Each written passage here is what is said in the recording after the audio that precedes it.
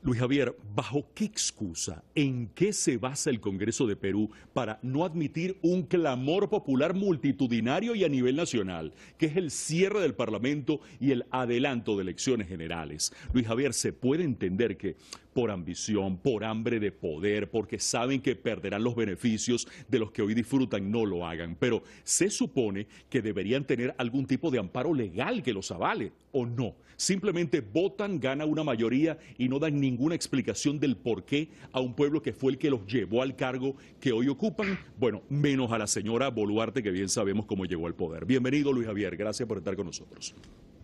Feliz tarde, saludos a la audiencia.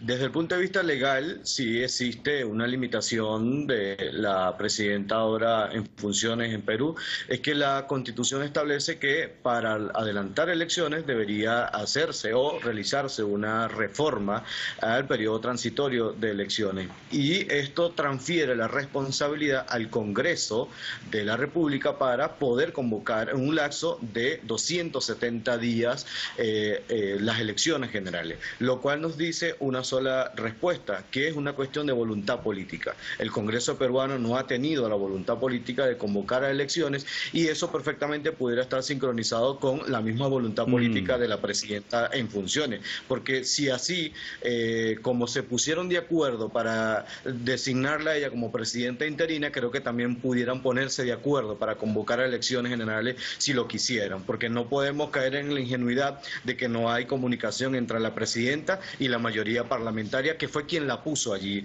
en su momento en complicidad con otros actores políticos. Ciertamente un tema de voluntad política, un tema de que los parlamentarios que están ahora mismo allí pareciera que no les interesa resolver realmente el problema de fondo, que es un problema institucional, un problema del sistema político, que sería y parte fundamentalmente por cambiar la Constitución peruana. Pero en la calle además también estamos viendo la polarización exclusiva o elevada que hay en la vida política peruana, que no tiene 3 días. Ya hemos visto Sí, como señor. han desfilado varios presidentes por el Palacio de Gobierno, lo cual dice que los problemas son de fondo y no de forma, ¿no? Sería en este caso cambiar la Constitución, una Constitución que recordemos que fue herencia del fujimorismo y por lo tanto vemos como la mayoría fujimorista en alianza con otros no quiere cambiar el sistema, no quiere cambiar en el fondo, porque sería darle paso a nuevas formas de organización política, incluso darle espacio a los que están protestando de acceder realmente al poder y hacer cambios estructurales en el sistema político y económico peruano.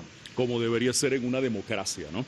La Constitución peruana entonces establece que debe haber una reforma que cae en manos del Congreso. Todo termina cayendo en manos del Congreso peruano, que junto a la presidenta Boluarte pues no asoman una voluntad política, es decir, no quieren elecciones. La presidenta Boluarte, como quien dice, empuja la responsabilidad hacia el Congreso y el Congreso pues simple y llanamente responde todo lo contrario. En el caso de la votación del Congreso, pues era de esperarse que el Congreso se iba a negar a este adelanto de elecciones.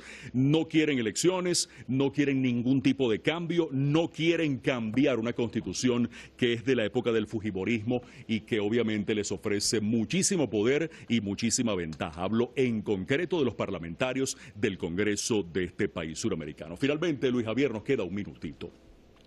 Y quiero precisarte en esto. ¿Qué futuro ves tú en Perú ante esta crisis? Hemos hablado de protestas que no cesan.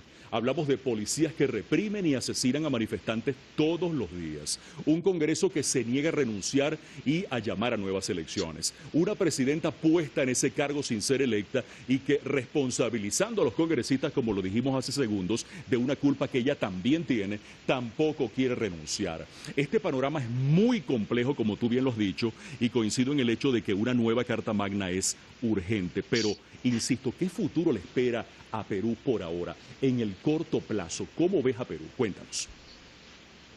Lamentablemente la situación se torna más difícil por la escasez o la ausencia de voluntad política de parte de quienes tienen el poder en la mano para cambiar la situación. Lamentablemente podemos presumir que va a haber mucha más violencia, va a haber mucho más víctimas de la represión, porque efectivamente lo que vemos desde el lado del gobierno es justamente eso, desplegar el ejército, enviar a la policía e incluso crear supuestos de que ahora mismo el conflicto deriva por una intervención extranjera. Específicamente están acusando a Bolivia y al expresidente Evo Morales y a un grupo de activistas del movimiento socialismo boliviano como los causantes, ¿no?, de esta crisis a lo interno de Perú. Incluso hemos visto como al sur de Perú y limitante con Bolivia se está desplegando el ejército peruano, e incluso vemos como desde los medios de comunicación peruanos alineados con lo que ahora gobiernan asusan a la guerra contra Bolivia, incluso menospreciando a Bolivia como país, ¿no?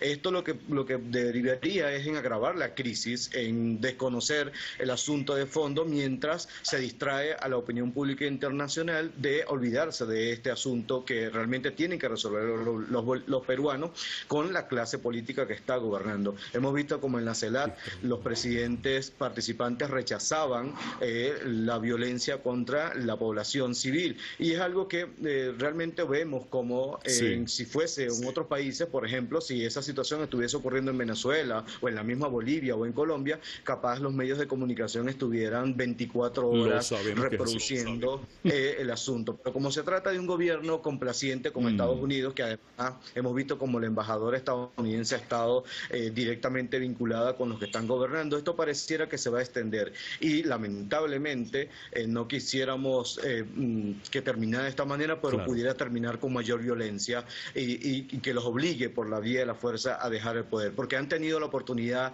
de resolver el asunto por la vía pacífica y por la vía de la negociación política, y no han dado durante todo este tiempo muestra de querer hacerlo de esa forma. Categórico como siempre, Luis Javier. Muchísimas gracias por estar con nosotros. La situación realmente se ve muy crítica, se ve muy caótica a corto y mediano plazo, porque no hay voluntad política de cambiar lo que está mal. La Constitución peruana está mal y hay que cambiarla. Así que seguirán las protestas populares, seguirá la represión y lamentablemente seguirán muriendo peruanos en las calles de ese país suramericano, mientras el gobierno y obviamente los poderes de ese país buscarán distraer a la opinión pública nacional e internacional sobre lo que realmente está pasando allí en Perú. Luis Javier Ruiz con nosotros, muchísimas gracias una vez más, Luis Javier, politólogo, analista internacional directamente desde Caracas, Venezuela.